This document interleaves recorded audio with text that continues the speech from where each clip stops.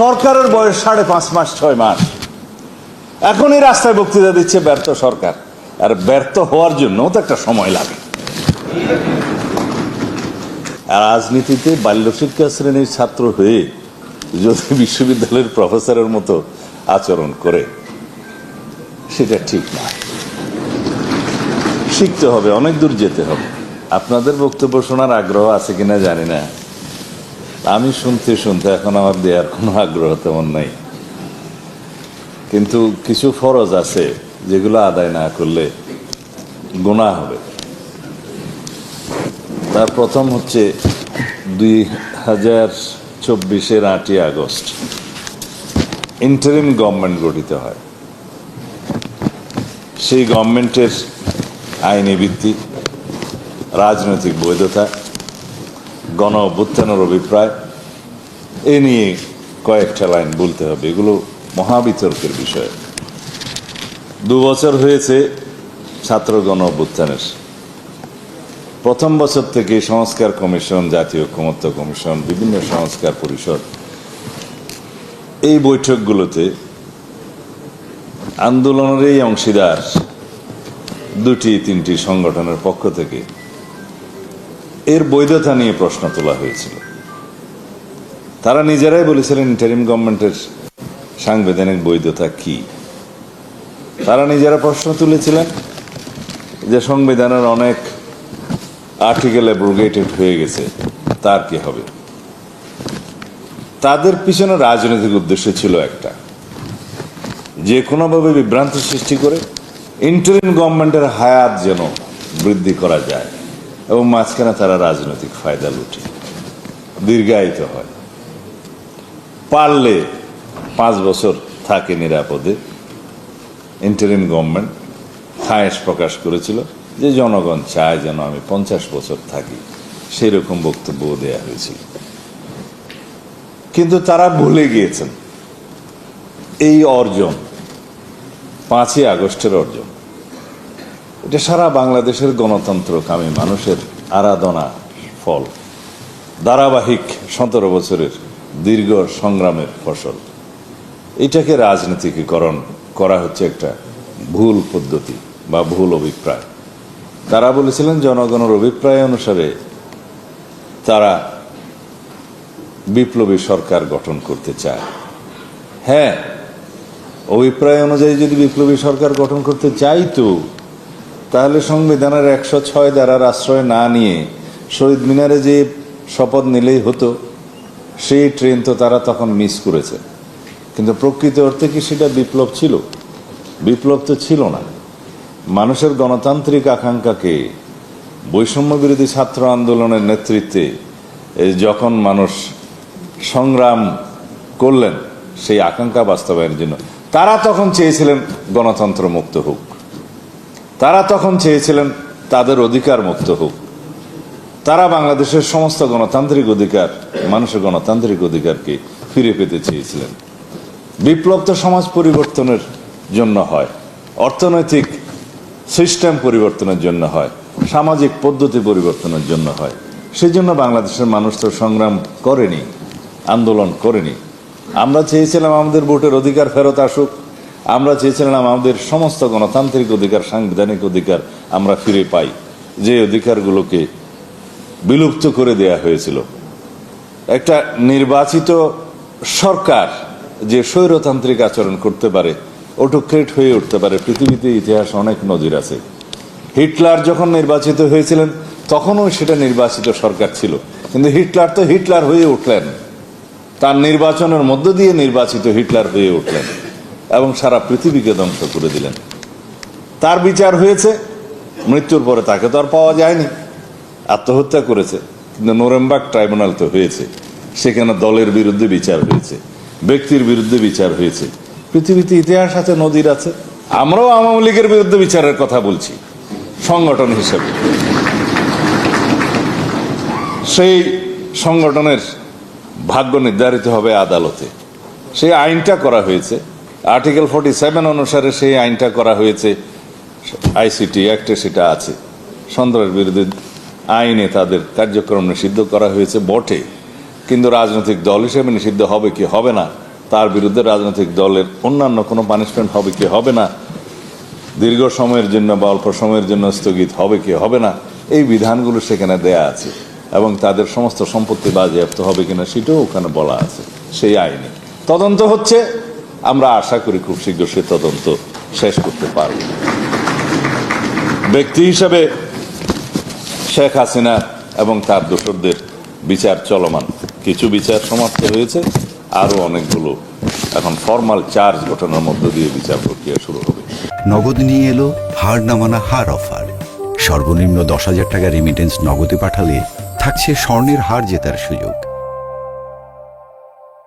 কিন্তু আমাদের যারা বন্ধুরা, যারা গণতান্ত্রিক আন্দোলনের দীর্ঘদিনের সঙ্গী ছিল, কখনো কখনো তারা লুকিয়ে বা অন্যভাবে আন্দোলনের শরীক ছিল, প্রকাশ্যে তারা মাঠে ময়দানে খুব বেশি আন্দোলন করেনি। আমি যাদের কথা বলছি আপনারা অনুমান করে না। অনেকে অনেক রকমের বক্তব্য আজকে দিতে পারে, তবে আমাদের মধ্যে একটা ঐক্য থাকতে হবে। এই যে আমরা বিতর্ক করব, আমরা জাতীয় সংসদে বিতর্ক করব, মাঠে ময়দানে রাজনীতি করব, সেটা হবে গণতান্ত্রিক চর্চা। কিন্তু আমরা এমন চর্চা করব না যাতে ফেসিবাদের প্রত্যাবর্তন সহজ হয়। যারা জুলাই গণ অভ্যুত্থানের এই কৃতিত্বকে চিন্তায় করতে চায়, যার উপর ভিত্তি করে রাজনৈতিক দল গঠন করে রাজনীতি করতে চায়, তাদের কাছে অনেকবার আমরা বলেছি যে চেতনা বিক্রির রাজনীতি বাংলাদেশে ফেল করেছে। ৭১-এর চেতনা বিক্রির রাজনীতি বাংলাদেশে মারাত্মকভাবে ফেল করেছে। শেখ হাসিনা ৭১-এর চেতনা বিক্রি করতে করতে দিল্লিতে যেয়ে বসে আছে। আমরা বলেছি আওয়ামী লীগ এবং শেখ হাসিনার রাজনৈতিক মৃত্যু হয়েছে ঢাকায়, দাফন হয়েছে দিল্লিতে। এটা একটা প্রবাদ হয়ে গিয়েছে।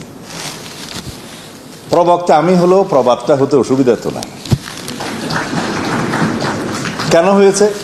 এই চেতনার রাজনীতি করতে করতে আমাদের রাজনীতির নতুন বন্ধুরা নতুন বন্দোবস্তের নতুন রাজনীতির কথা বলে, পুরাতন বন্দোবস্তের ধারায় তাদেরকে সংশোধন হতে বলবো। আর রাজনীতিতে বাল্যশিক্ষা শ্রেণীর ছাত্র হয়ে যদি বিশ্ববিদ্যালয়ের প্রফেসরের মতো আচরণ করে, সেটা ঠিক না। শিখতে হবে, অনেক দূর যেতে হবে। রাজনৈতিক মাঠ অনেক কঠিন, বন্ধু এবং কণ্ঠকাকীর্ণ পথ, এত সহজ না। কোথায় যেন বলেছিলাম যে নিউটনের আপেল পাকলে পরে অটোমেটিক ঝরে পড়ে না। এই গণতান্ত্রিক আন্দোলনের ফসল হিসাবে গণ অভ্যুত্থান কোনো নিউটনের আপেল ছিল না। এটাকে আমাদের পাকাতে হয়েছে। এটা কখনো অটোমেটিক ছিঁড়ে পড়ে নাই। দীর্ঘ 17 বছরের ধারাবাহিক আন্দোলনের ফসল হিসেবে এই আপেলকে, এই আন্দোলনকে, এই গণ অভ্যুত্থানকে আমাদেরকে পেড়ে নিতে হয়েছে।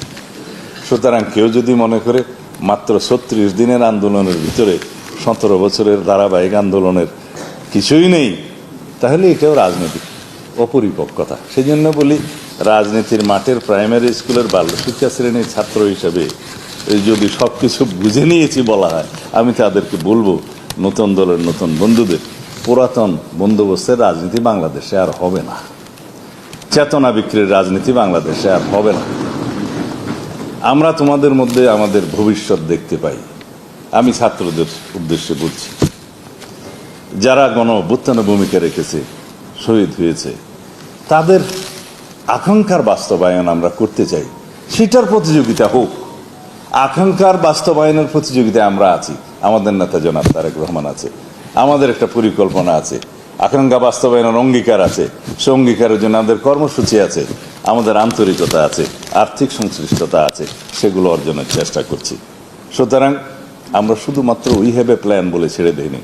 আমাদের নেতৃত্ব আছে, আমাদের পরিকল্পনা আছে, আমাদের কর্মসূচি আছে, আমাদের প্রতিশ্রুতি আছে, বাস্তবায়নের অঙ্গীকার আছে। সেজন্য আমরা আর্থিক সামর্থ্য অর্জন করার চেষ্টা করছি। আমরা যাব, এগোব।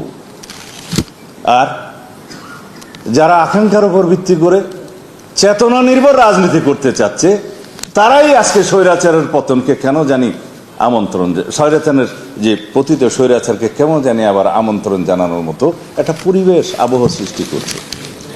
সরকারের বয়স 5.5 মাস 6 মাস, এখনই রাস্তায় বক্তৃতা দিচ্ছে ব্যর্থ সরকার। আর ব্যর্থ হওয়ার জন্য তো একটা সময় লাগে। আমরা তো শুরু করছি কেবল।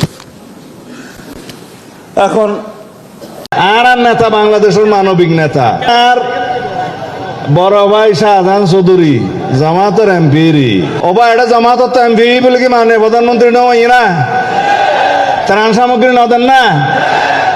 সালামু আলাইকুম রহমতুল্লাহ। মাননীয় প্রধানমন্ত্রী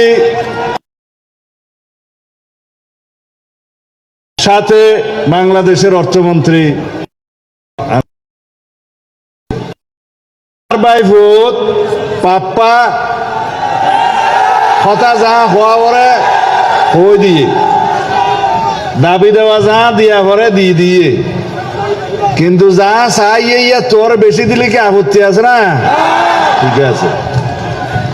আর মাননীয় সংসদ সদস্য সকল কেউ বক্তৃতা দিন না ভারতে গুসা নই, কারণ মাননীয় প্রধানমন্ত্রী তো আর বহু জায়গা যা ঘুরিব প্রোগ্রাম আছে। আইও কথা নহইতেও চাইলাম তিনি হতে তুমি সিটাঙ্গে মানুষ দিও নহইলে তুই তারা গুসু একথা আল্লাহ এডে পর্যটন স্পট খোয়াকা পারেন পর্যটন স্পটও কি দেন না লবণের ন্যায্য মূল্য পাওয়া শুরু করছে ইনশাআল্লাহ। মাননীয় প্রধানমন্ত্রী অচিরেই ঘোষণা করিব ন্যূনতম দাম 80 হলো 70 পাইব আন্দাজ করি তেজ মাল্লা। আচ্ছা বাদ বাকি বেরিবাদর মন্ত্রী সহ বেগ কোনরে এটা বাঁশখালি আইয়ে পরিমাপ করি বললে ইঞ্জিনিয়ার আই বললে আর দিম আজিয়া মাপ করন সময় নাই। বাঁশখালীর উন্নয়ন যা যা করা পরে মাননীয় প্রধানমন্ত্রী করিব। লোয়াগারাও তো সাতকান্যার আর বড় ভাই শাহজাহান চৌধুরী জামাতের এমপি এডো কিছু ত্রাণ সামগ্রী দিয়া যাইব আনলে হবে তো বাঁশখালী দিও বা আনা মানুষ না দিয়া যাইব। এটা বাঁশখালীর এমপি সাহেব আইসে এখন আর কোনো ভেদাভেদ নগরী ওবা এটা জামাতত এমপি বলে কি মানে প্রধানমন্ত্রী নয় না, ত্রাণ সামগ্রী না দেন না। আর নেতা বাংলাদেশের মানবিক নেতা, গরিবের নেতা, এদেশের উন্নয়নের নেতা। ইনশাআল্লাহ কোনো বৈষম্য নহব। খুদা হাফেজ। আই আহ্বান করি মাননীয় অর্থমন্ত্রী জনাব আমির খসরু মাহমুদ চৌধুরী আইয়ের 2 কথা হন। সালাম আলাইকুম। টাইম নাই তো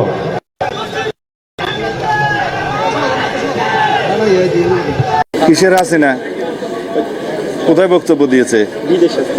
চেহারা দেখা গেছে? ওই সময় মাঝে মধ্যে আওয়াজ টাওয়াজ দিয়ে থাকে। এগুলা তারা চেষ্টা করছে বাংলাদেশে কোনো অস্থিরতা সৃষ্টি করা যায় কিনা। এগুলা বাংলাদেশের মানুষ কখনো গ্রহণ করবে না। যারা গণহত্যা এবং মানবতা বিরোধী অপরাধের দায়ী যে জন্য তাদের কোনো অনুশোচনা নাই, বাংলাদেশের মানুষের সামনে ক্ষমা প্রার্থনা করে নাই, তাদের কোনো রাজনীতি বাংলাদেশের মানুষ এলাও করবে না কখনো। বাংলাদেশের মানুষ তাদেরকে এই দেশে রাজনীতি করার কোনোদিন কোনো অনুমতি দিবে না। তারা বিদেশ থেকে মাঝে মধ্যে অভিযোগও দিতে পারে, চিৎকার করতে পারে, এগুলো আমরা মনোযোগ দিচ্ছি না।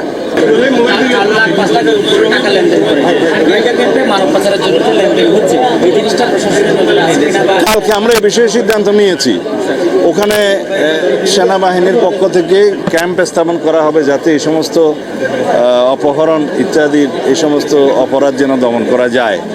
উনি জিইউসি সাহেব পরীক্ষা করে দেখবেন, আমরা তাকে অনুরোধ করেছি এবং সরকারি পর্যায়ে সেনাবাহিনীকে আমরা অনুরোধ করব সেই সমস্ত জায়গায় ক্যাম্প স্থাপন করলে এই যে অপহরণের মতো ঘৃণিত অপরাধগুলো দমন করা যাবে বা হ্রাস করা যাবে। ধন্যবাদ। ওই যে হাসিনার বক্তব্যে কোনো অস্থিতিশীলতা যদি সৃষ্টি হয় সেক্ষেত্রে আপনাদের পদক্ষেপ কি হবে স্যার, বা তার বক্তব্য দেয়াকে আপনারা কিভাবে দেখছেন? কিসের হাসিনা কোথায় বক্তব্য দিয়েছে? বিদেশে। চেহারা দেখা গেছে? না স্যার। ওই সময় মাঝে মধ্যে আওয়াজ টাওয়াজ দিয়ে থাকে।